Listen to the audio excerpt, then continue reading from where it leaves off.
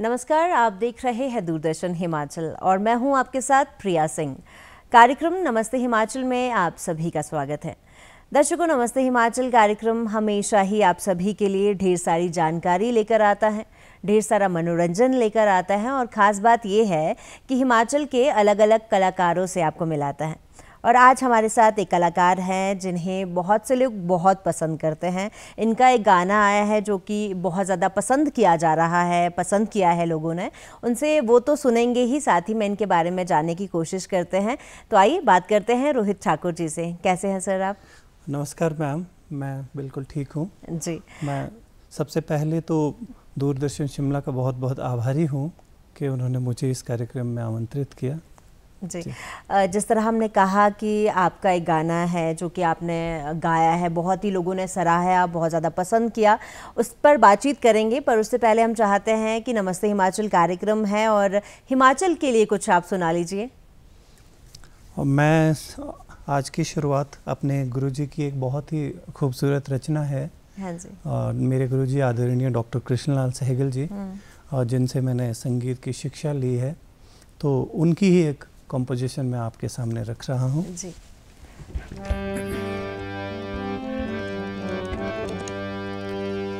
फूली करला फूल टू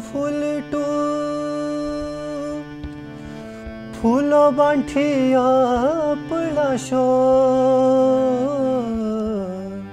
फूली करला फूल टू फूल बांठिया पलाशो बांका मुल्क हिमाचल तेरी चोटी ऊपर कलाशो कलाशो मेरे यार हिमाचल तेरी चोटी ऊपर कलाशो।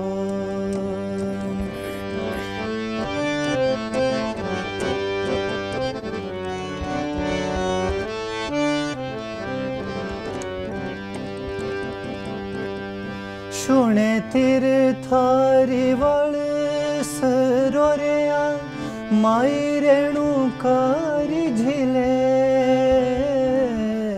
सुने तेरे थारी वाले सरोरिया माई रेणुकारी झिले घाटी बे चढ़ दे कोमरो चुटेता गीले गोबरो रे किले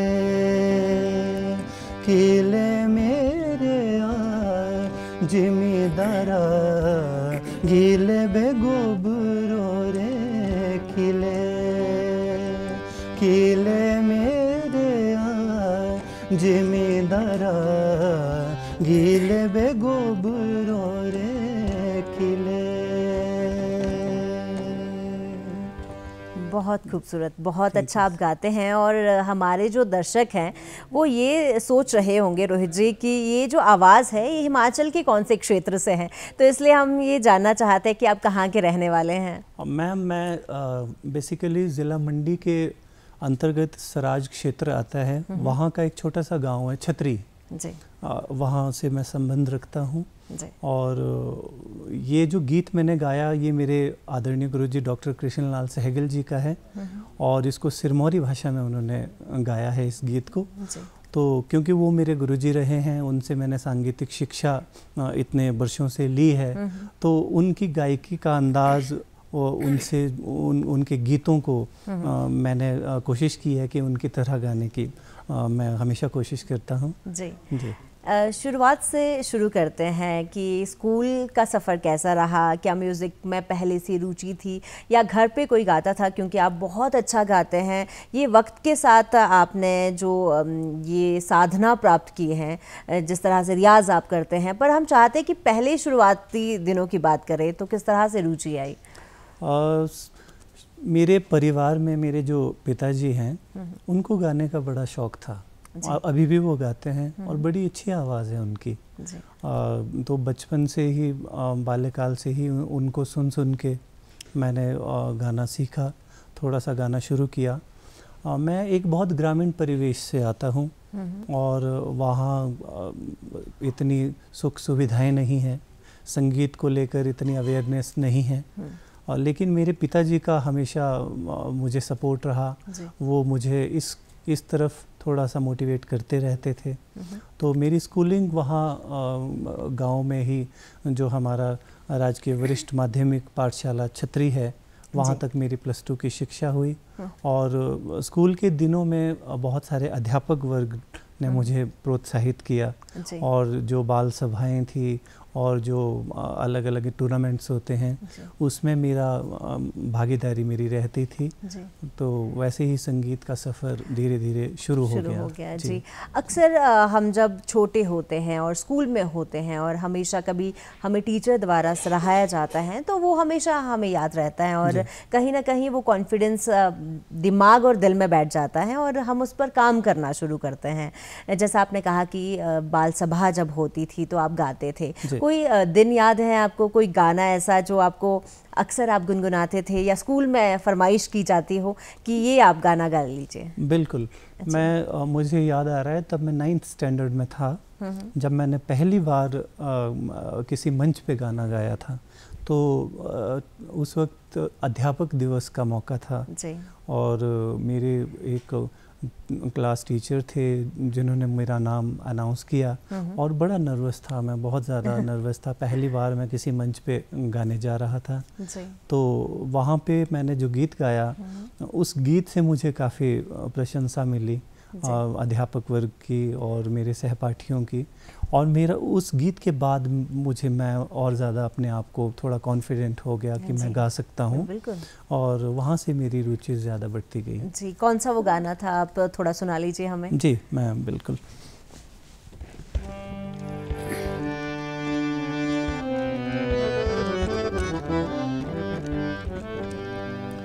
बोलो शिलुए लांबागे नाटी राजलरा हेरे मुये छुटो कोमरो शिलुए लांबा नाटी राजलरा हेरे मुये छुटो कोमरो।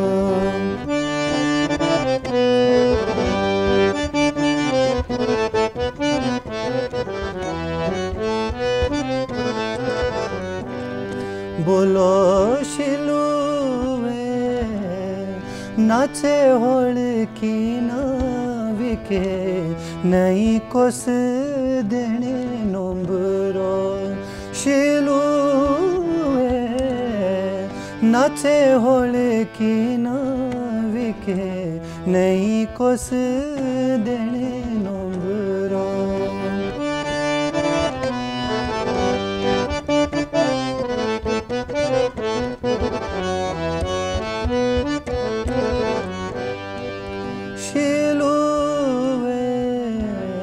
ढोले गुजूरे नारों से छाती लगी मीठी सुनाई शिलुए ढोले गुजूरे नारों से छाती लगी मीठी सुनाई। बहुत खूबसूरत, बहुत अच्छा गाते हैं, बहुत साधना है इसके पीछे, बहुत मेहनत है इसके पीछे। और दर्शकों आपको बता दें कि रोहित जी जो है वो म्यूज़िक के असिस्टेंट प्रोफेसर के तौर पर भी कार्यरत हैं, एक गुरु हैं जो शिक्षा दे रहे हैं, बच्चों को सिखा रहे हैं। तो आपसे बहुत सारी जानकारी हम लेना चाहते हैं, जो दर्शक देख रहे हैं ख़ासतौर पर वो जो सीखना चाहते हैं आपसे, तो उनके लिए बहुत सारी बातें हम आपसे सीखेंगे कि किस तरह से म्यूज़िक की शुरुआत करनी है, क्या कुछ होना चाहिए। पर उससे पहले मेरा सवाल आपसे ये है कि स्कूल से शुरुआत हुई, उसके बाद कॉलेज में जाकर क्या हुआ, म्यूज़िक आपने चूज़ किया, म्यूज़िक में पढ़ाई की, कैसा वो सफ़र रहा, गुरु ने कितना साथ दिया? स्कूल के बाद जब मैं कॉलेज पढ़ने आया तो मुझे ये मालूम नहीं था कि संगीत एक विषय के रूप में भी होता है, और ना मेरे परिवार को मालूम था। तो जब मैं गवर्नमेंट कॉलेज करसोग में जब मैं BA फर्स्ट ईयर की एडमिशन के लिए आया तो वहाँ मुझे पता लगा कि संगीत एक विषय के रूप में भी होता है। तो रुचि मेरी पहले से थी, तो मैंने उस विषय को चुना और मेरे दिमाग में ये उस दौरान चल रहा था कि संगीत में सिर्फ लोकगीत या फिल्मी गीत या भजन ही गाने होते हैं, तो वो तो मैं बहुत अच्छे से गा लेता हूँ। तो मैंने जब पहली क्लास मेरी हुई, मुझे अपने गुरुजी के बारे में भी इतना मालूम नहीं था कि इतनी बड़ी शख्सियत यहाँ पे संगीत शिक्षक के रूप में मुझे मिली है। तो जब मैं पहली बार क्लास में गया तो वहाँ पे जो मेरे गुरुजी थे डॉक्टर कृष्णलाल सहगल जी, तो वो BA थर्ड ईयर की क्लास को ले रहे थे। तो जब वहाँ पे मैंने देखा कि ना तो ये लोकगीत गा रहे हैं, ना तो ये फिल्मी गीत गा रहे हैं, ये कुछ और ही गाया जा रहा है। तो रागों का मुझे इतना नहीं था, नॉलेज नहीं था, तो मैं बहुत ज़्यादा नर्वस हो गया कि मैं कैसे गाऊंगा, कैसे सीखूंगा। और लेकिन गुरुजी का आशीर्वाद इतना मुझे मिलता रहा, उनका सपोर्ट इतना मिलता रहा, उनका मार्गदर्शन इतना मुझे अच्छे से मिलता रहा कि मैं बहुत जल्दी मुझे फिर शास्त्रीय संगीत की तरफ को मेरा रुझान बढ़ता गया और उनके सानिध्य में फिर मेरा संगीत का सफ़र शुरू हुआ, शास्त्रीय संगीत। रोहित जी, जैसा आपने पहले कहा कि आपने स्कूल टाइम से ही गाना शुरू कर लिया था बाल सभा में, पर आपको नहीं पता था कि इस तरह का भी कोई प्रोफेशन होता है, इस तरह का भी इसमें पढ़ाई होती है, म्यूज़िक में भी आप स्टडीज़ कर सकते हैं। पर आपको क्या लगता है कि शायद ये स्कूल में होता तो आप पहले से ही पढ़ाई कर चुके होते या उसमें पढ़ाई करते, क्या लगता है आपको? बिल्कुल, मैं बहुत ज़्यादा इस बात को फील करता हूँ, आज के समय में भी मैं इस बात को फील करता हूँ कि अगर मुझे संगीत की शिक्षा अपनी स्कूलिंग के टाइम में मिली होती तो शायद मैं और ज़्यादा अच्छा कर सकता। और यही मेरा अगर इस चैनल के माध्यम से, इस कार्यक्रम के माध्यम से सरकार तक मेरी बात पहुंच रही है, तो मैं उनसे भी ये दरख्वास्त करता हूं कि बहुत ज़्यादा ज़रूरी है स्कूल लेवल से संगीत को शुरू करना, क्योंकि विधिवत रूप से जब कोई बच्चा संगीत की शिक्षा को स्कूल लेवल से शुरू करेगा, सीखेगा, तो निश्चित तौर पे वो एक बहुत अच्छा संगीतकार बन पाएगा और अपने देश प्रदेश का नाम रोशन कर पाएगा। जी, अगर आपसे हम ये जानना चाहें कि म्यूज़िक की क्या परिभाषा है आपकी ज़िंदगी में, तो आप क्या कहेंगे? मेरे लिए तो संगीत, मैं ये कहूँ कि मेरे जीने का मकसद है। मैं ऐसा कोई दिन नहीं होता कि जिस दिन मैं संगीत से अछूता रहता हूँ। मेरी सुबह की शुरुआत संगीत से होती है और शाम तक मैं संगीत के साथ ही जुड़ा रहता हूँ और बड़ी मुझे आत्मिक शांति, मानसिक शांति मिलती है और मैं अपने साथ साथ दूसरों का भी मनोरंजन कर पाता हूँ। तो ये मेरे लिए बड़ा बहुत अहम है संगीत। जी।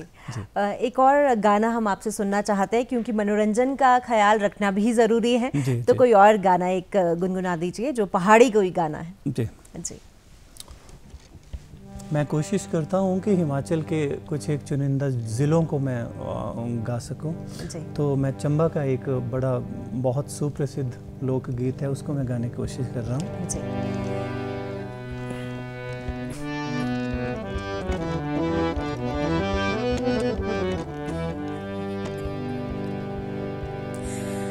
रघु गाड़ा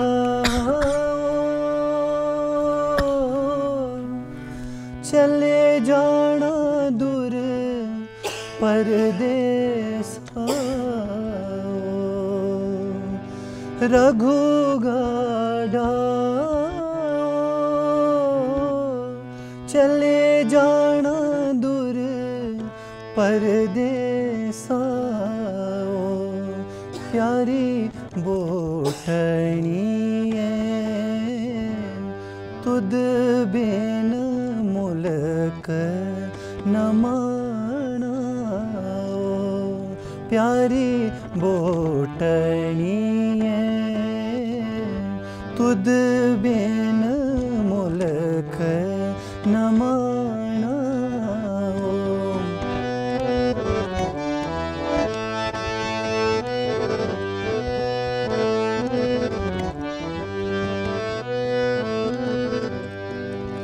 रघु गाड़ा जोता पर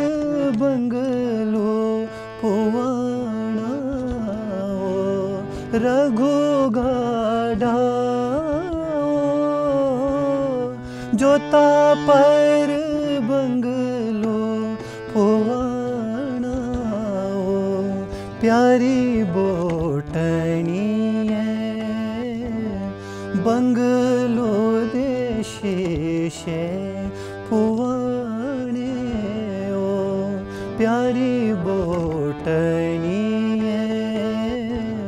बंगलो देशे पुआणे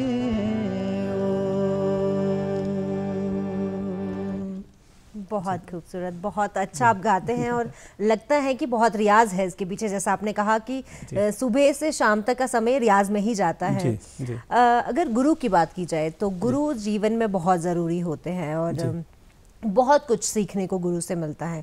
तो आपकी ज़िंदगी में ऐसे कौन गुरु हैं बचपन से ही अगर हम बात करें जो हमेशा ही आपको मोटिवेट करते हैं, आगे बढ़ने के लिए हमेशा प्रेरित करते हैं?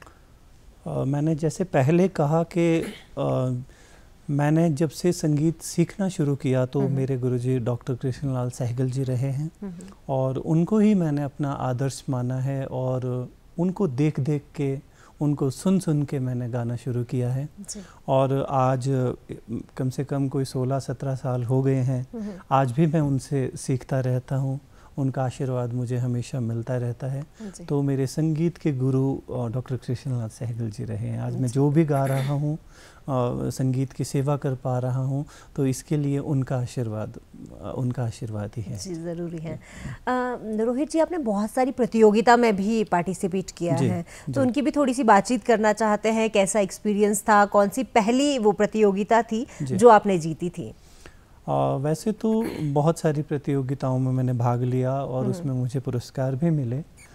जैसे पहले स्कूल लेवल पे बहुत सारे टूर्नामेंट्स में मुझे पुरस्कार मिलते गए। उसके बाद कॉलेज के यूथ फेस्टिवल होते हैं, उसमें भी मुझे निरंतर 3 साल प्रथम पुरस्कार मिलते गए। और 2009 में आकाशवाणी संगीत प्रतियोगिता होती है एक पूरे देश भर की, तो उसमें लोक संगीत में मुझे पूरे देश में प्रथम स्थान हासिल हुआ है और जिसके लिए फिर पुरस्कार वितरण समारोह हमारा कलकत्ता हुआ था। वहाँ पे इस वक्त भारत के बहुत ही सर्वश्रेष्ठ जो शास्त्रीय गायक है उस्ताद पंडित अजय चक्रवर्ती जी, उनके सामने मुझे अपनी प्रस्तुति देने का मौका मिला, तो वो मेरे लिए बहुत बेहतरीन क्षण थे। जी। जैसा हमने बात की आपकी प्रतियोगिता की और हम बात कर रहे थे कि आप एज अ टीचर पढ़ा रहे हैं, एज अ असिस्टेंट प्रोफेसर आप बच्चों को सिखा रहे हैं, तो आपसे जानकारी लेना भी ज़रूरी है। तो हम चाहते हैं कि आपसे ये जानकारी सबसे पहले हम ले कि जब एक बच्चा म्यूज़िक में आता है तो उसे किन बातों का ख्याल रखना ज़रूरी है? क्या कुछ ऐसा होना चाहिए जो म्यूज़िक में आने से पहले उसको पता हो कि मुझे म्यूज़िक में क्या करना है? किस तरह की जानकारी उसके पास होनी चाहिए? संगीत के क्षेत्र में अगर कोई बच्चा आ रहा है या आना चाहता है तो उसमें शुरुआती लक्षण तो 2-3 ऐसे होने चाहिए कि एक तो उसका रुझान हो, इंटरेस्ट हो उसका संगीत के प्रति। दूसरा, उसको जो पारिवारिक माहौल मिले वो भी संगीत से संबंधित हो और उसमें सीखने की, कुछ करने की क्षमता हो और अच्छी आवाज़ हो। ये भी ईश्वर की ऐसी कृपा होना बहुत ज़रूरी है। तो ये बहुत सारे संयोग होने चाहिए। फिर उसके बाद जब अच्छी आवाज़, अच्छा पारिवारिक आपको माहौल मिले, उसके बाद आपको अच्छा संगीत का गुरु मिलना चाहिए, क्योंकि संगीत की शिक्षा गुरु शिष्य परंपरा वाली है। तो इसमें बिना गुरु के आप संगीत की शिक्षा को पूरा नहीं कर सकते।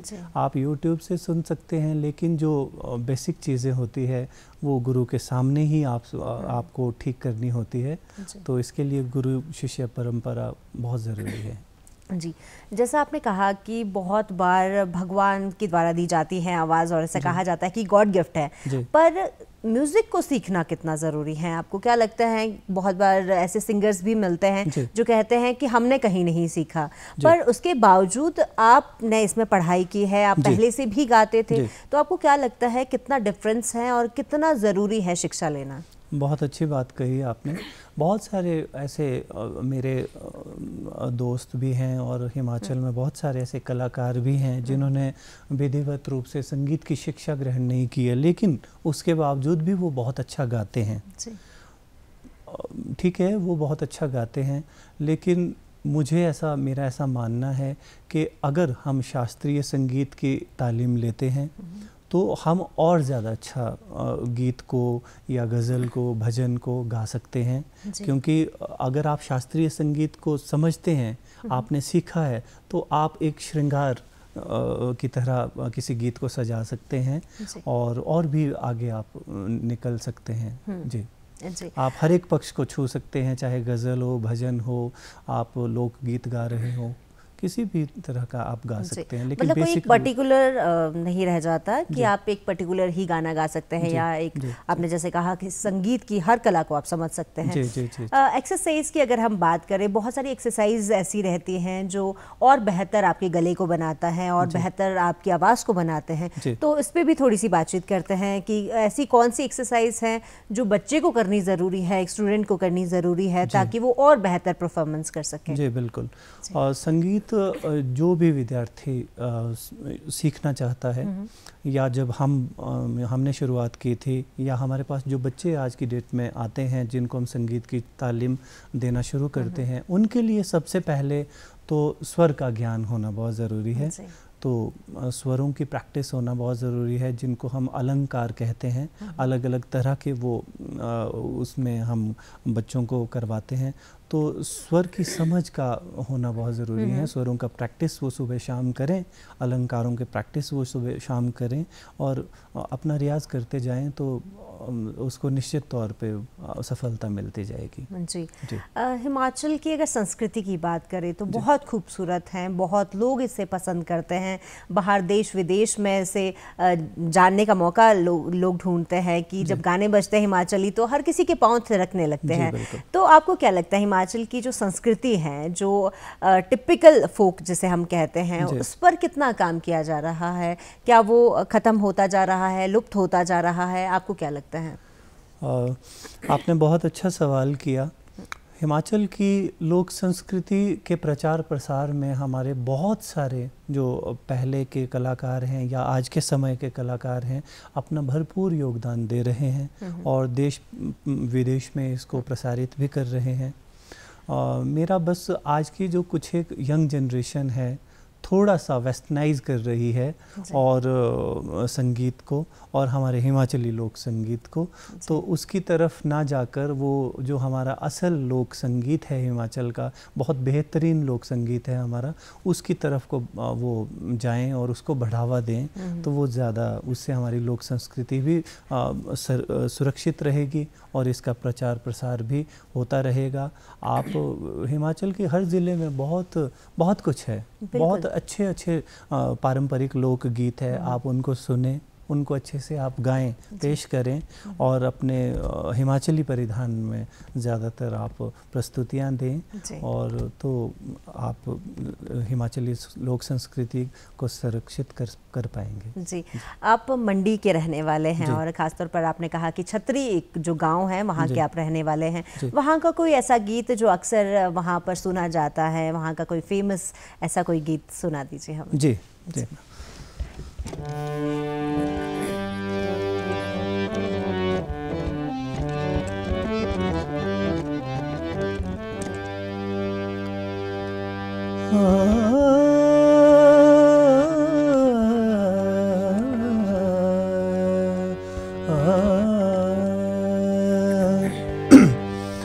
होलाड़ी सरजुए छठ बोलो पेड़ी सोवना, पंगने बिड़े दे लड़ी सरजुए छठ बोलो पेड़ी सोवना, पंगने बिड़े दे।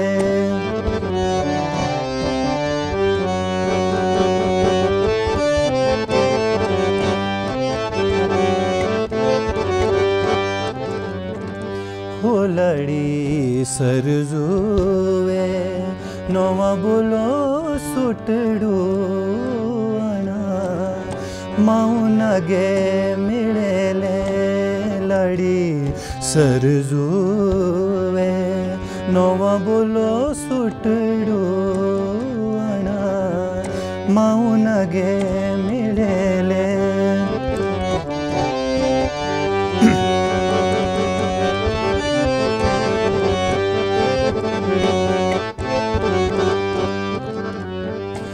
लड़ी सरजुए चने बोलो खिचड़े ताते आज तेरे पौने गे लड़ी सरजुए चने बोलो खिचड़े ताते आज तेरे पौने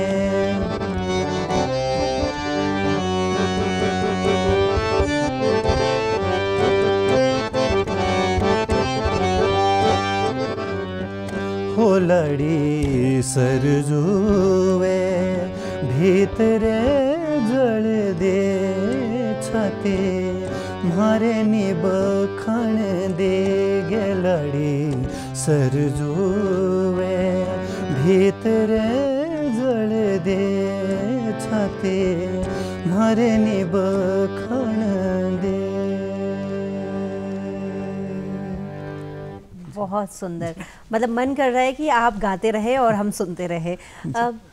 रोहित जी, आपसे एक सवाल करना ज़रूरी है कि इंसान जो है वो, अगर आपकी बात करें तो आपने जब से म्यूज़िक को अपनी ज़िंदगी में लिया, आप में क्या परिवर्तन आया? आपने क्या ऐसा देखा, आपने क्या महसूस किया कि मेरी ज़िंदगी में ये चेंज शायद म्यूज़िक से ही आया है? जी, मैं हमेशा ये महसूस करता हूँ कि संगीत की वजह से जो एक सादगी और एक जो ईमानदारी और संगीत के प्रति डेडिकेशन और अपना काम बड़ी ईमानदारी से करना और दूसरों की मदद करना, इस तरह की जो बातें हैं, मुझे लगता है कि संगीत मेरे जीवन में है तो शायद ये सारी चीज़ें शायद संगीत की वजह से ही हैं।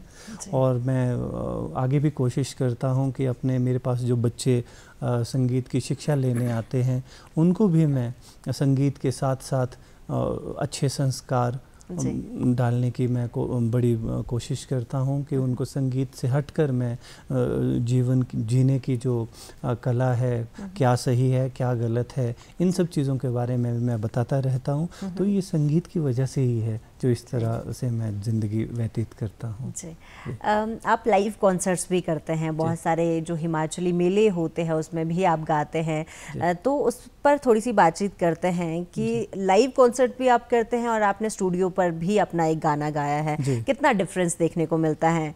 क्या आपको ऐसा लगा कि एक नई बात है, क्योंकि लाइव कॉन्सर्ट्स में आप लोगों के सामने परफॉर्म करते हैं और 10 लोग आपको जज कर रहे हैं, 100 लोग आपको जज कर रहे हैं, उनकी पसंद का गाना ज़रूरी गाना होता है, तो क्या आपको लगता है किस तरह का प्रेशर उस टाइम होता है? लाइव परफॉर्मेंस देना तो सच में एक बड़ा मुश्किल काम है, क्योंकि आप जब मंच पे होते हैं तो सारे दर्शक आपको ही देख रहे होते हैं।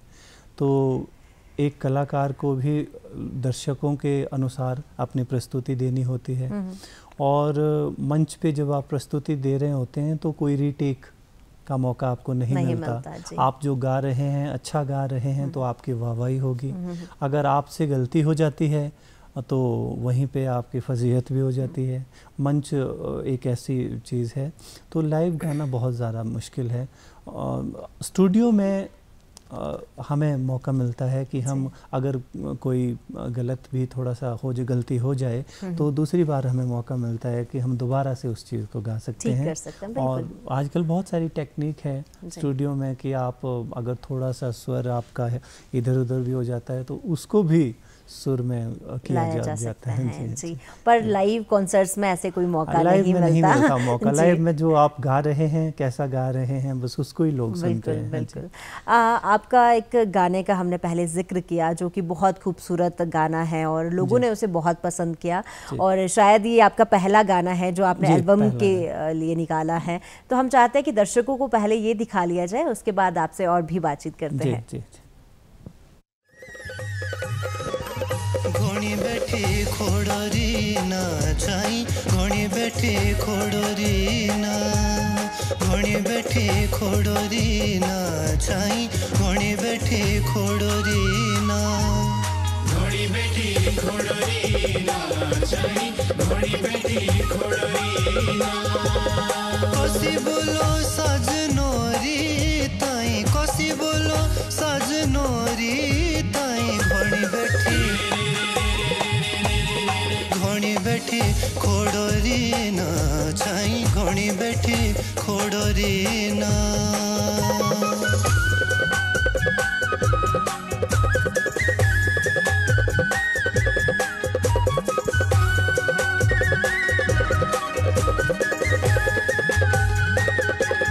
नाबे करे रूपोराग मनो नाबे करे रूपोराना नाबे करे रूपोराग मनो नाबे करे रूपोराना नाबे करे रूपोराग मनो नाबे करे रूपोराना लोकुदेरे लगणे ना सानो लोकुदेरे लगणे ना सानो नाबे करे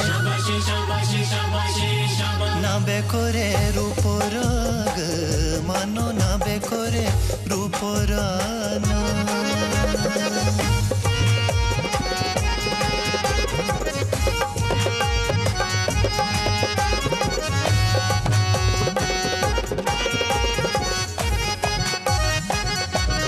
सोई बोलो घासनी रा घासो सोई बोलो घासनी रा सोई बोलो घासनी रा घासो सोई बोलो घासनी रा सोई बोलो घासनी रा घासो सोई बोलो घासनी रा हमो तेरे मिलने री आशो हमो तेरे मिलने री आशो सोई बोलो घासनी रा घासो सोई बोलो घासनी रा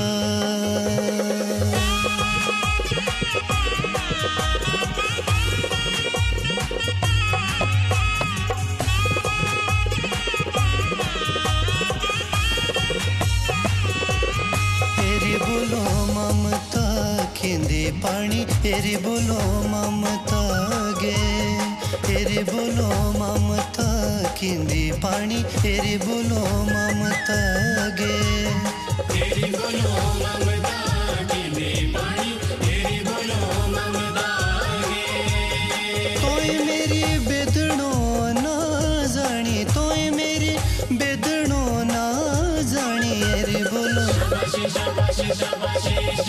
एरी बोलो ममता खिंदे पानी एरी बोलो ममता गे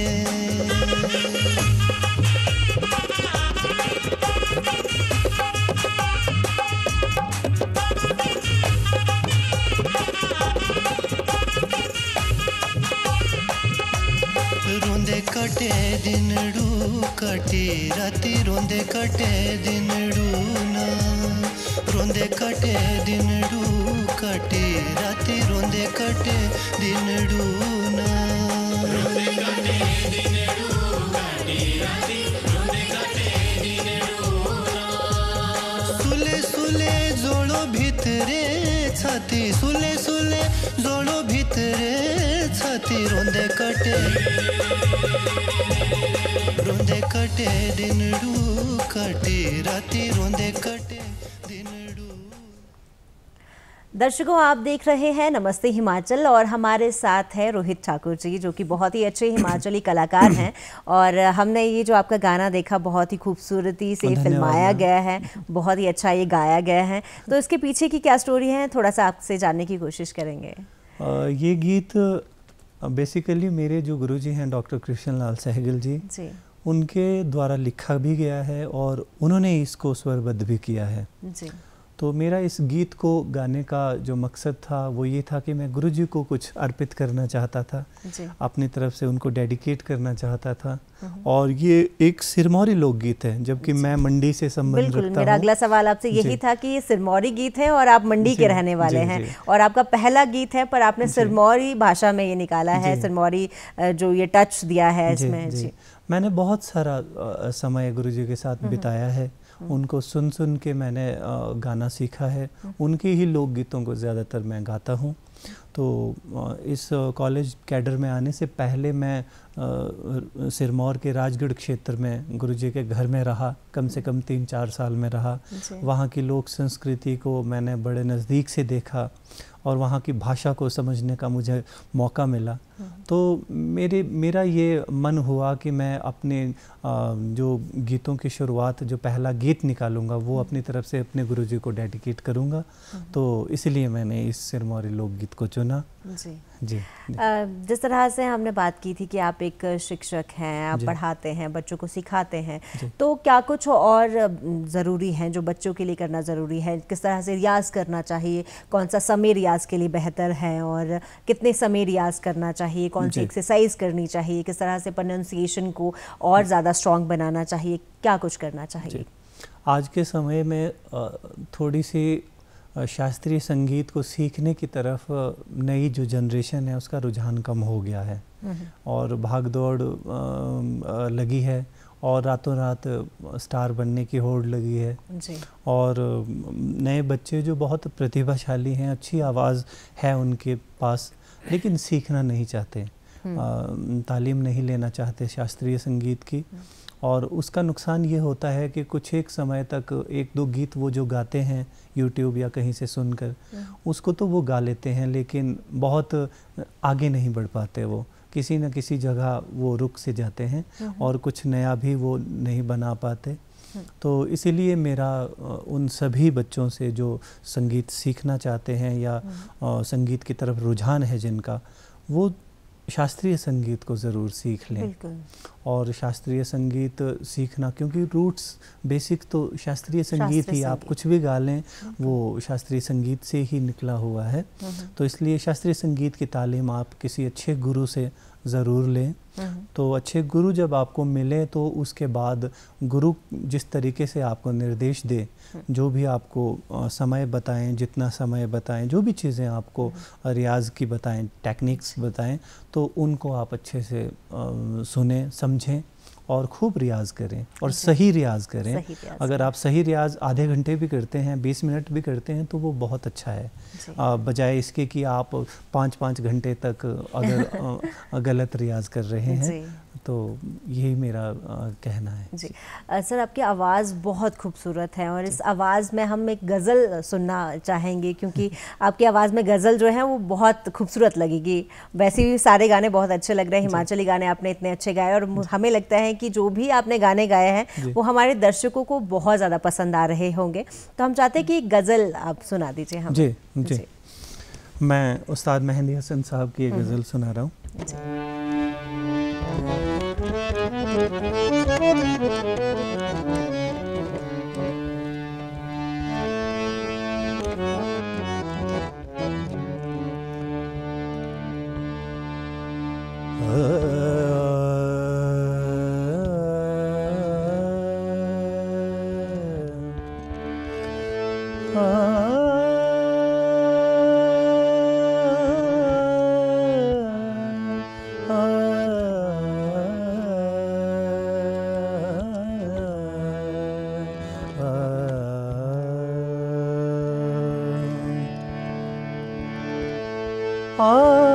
फिर से मुझे छोड़ के जाने के लिए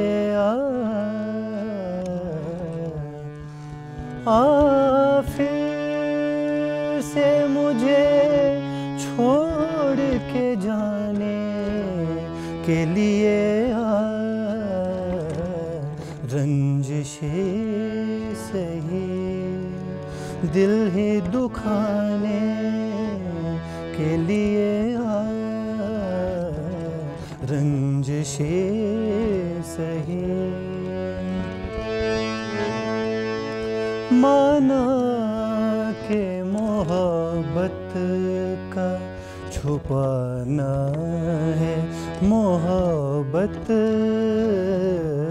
माना के मोहब्बत का छुपाना है मोहब्बत, माना माना माना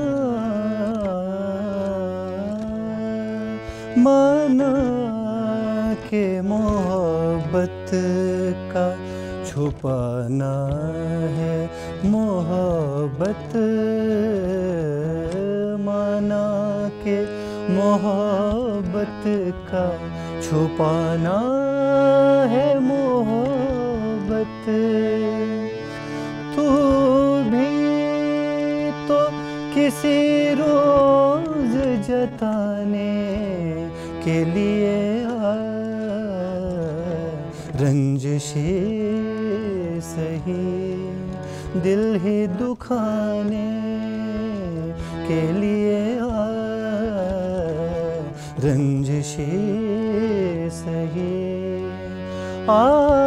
फिर से मुझे छोड़ के जाने के लिए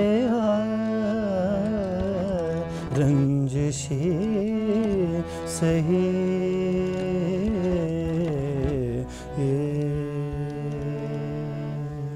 बहुत खूबसूरत, बहुत ही अच्छा। और ये गाना, ये गज़ल मुझे बहुत ज़्यादा पसंद है और हमारे दर्शकों को भी ये गज़ल बहुत ज़्यादा पसंद होगी। जब हम एक गाने की बात करते हैं, एक म्यूज़िक की बात करते हैं, जब हम सुनते हैं तो उसकी ख़ास बात ये है कि जब गाना अच्छा लिखा जाता है तभी वो गाना अच्छा गाया जाता है। और लेखक की जो बात की जाती है, तो आपसे ये सवाल है कि आप भी लिखते हैं गाने? मैं कोशिश करता हूँ कि अभी थोड़ा शुरुआत की है मैंने कि अब थोड़ा कुछ लिखूं, क्योंकि अच्छा अगर शब्दावली अच्छी होगी तो निश्चित तौर पे वो गीत भी प्रभाव डालेगा ऑडियंस पे। तो मैं कोशिश करता हूँ थोड़ा बहुत लिखने की।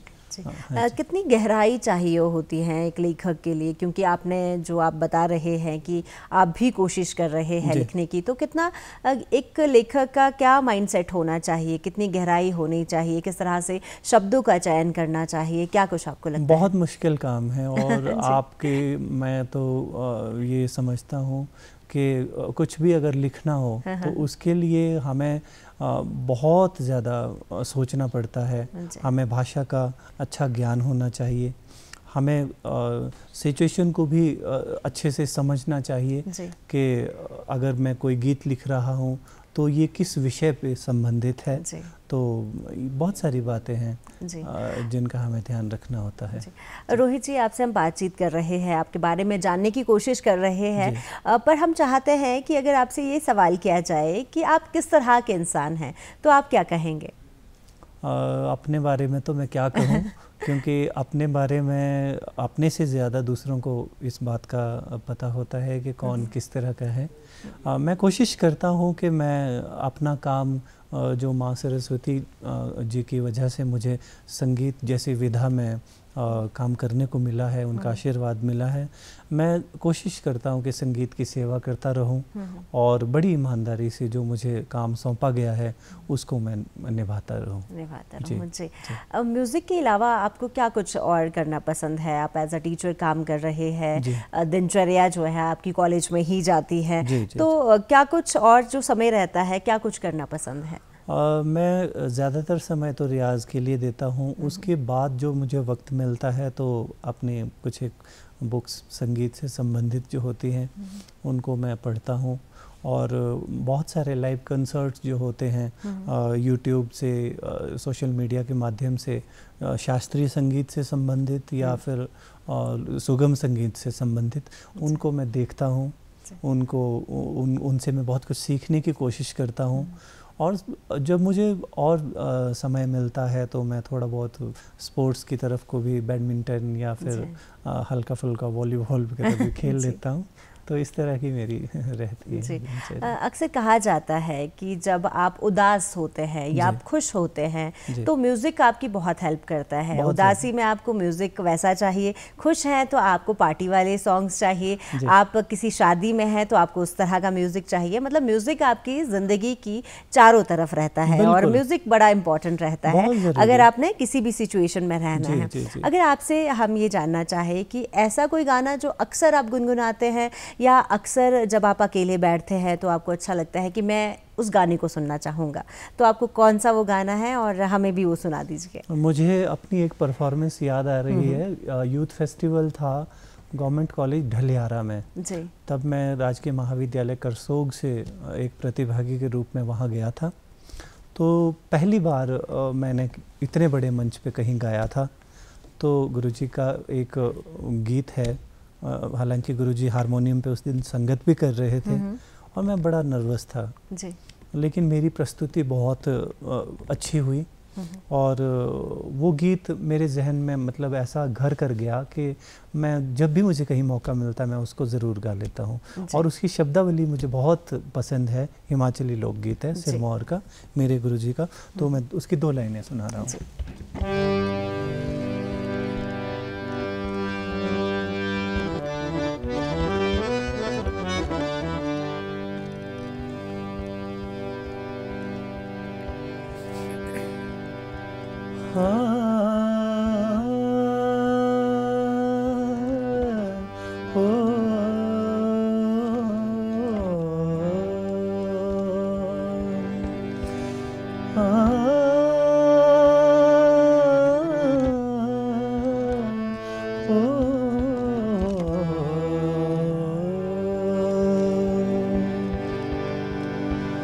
बोलो सारी उम्र पपिया, सारी उम्र हाँ, सारी उम्र पपिया, पूजी मुर तो तेरी सोंगिया बिदणो न जानी मेरी, रोयो बेरातड़ी काटी नहरी, सोंगिया बिदणो न जानी मेरी, ओ रोयो बेरातड़ी काटी नहरी, सोंगिया बिदणो न जानी मेरी।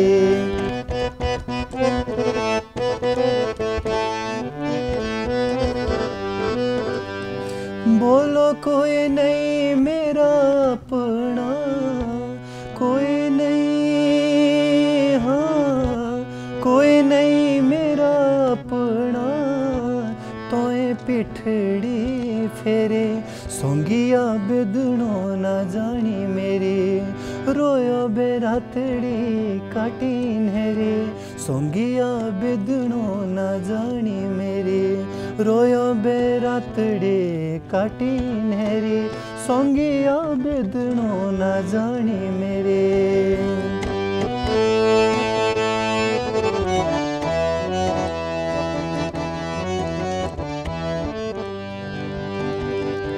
बोलो ताखे पुने और जुणो, ताखे पुने और हाँ, ताखे पुने और जुणो, मुखे रातड़ी नहरी, सोंगिया बिदणो न जानी मेरी, रोयो बेरातड़ी काटी नहरी, सोंगिया बिदणो न जानी मेरी।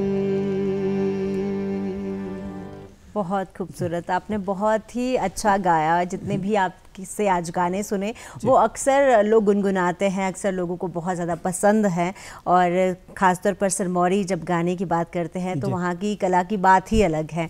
आपने बहुत सारी जानकारी दी, आपका बहुत बहुत धन्यवाद कार्यक्रम में आने के लिए, बहुत सारी जानकारी देने के लिए और आज के कार्यक्रम को बहुत खूबसूरत बनाने के लिए। Thank you so much sir. धन्यवाद। तो दर्शकों, इसी के साथ आज का कार्यक्रम यहीं समाप्त होता है। कल आपसे फिर मुलाकात होगी एक नई शख्सियत के साथ। तब तक आपको छोड़ जाते हैं रोहित ठाकुर जी के साथ।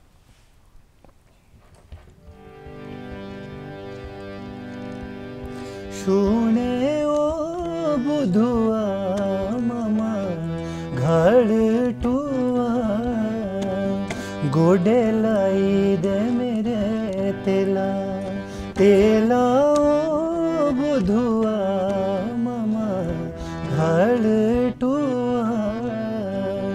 गोडे लाई दे मेरे तेला।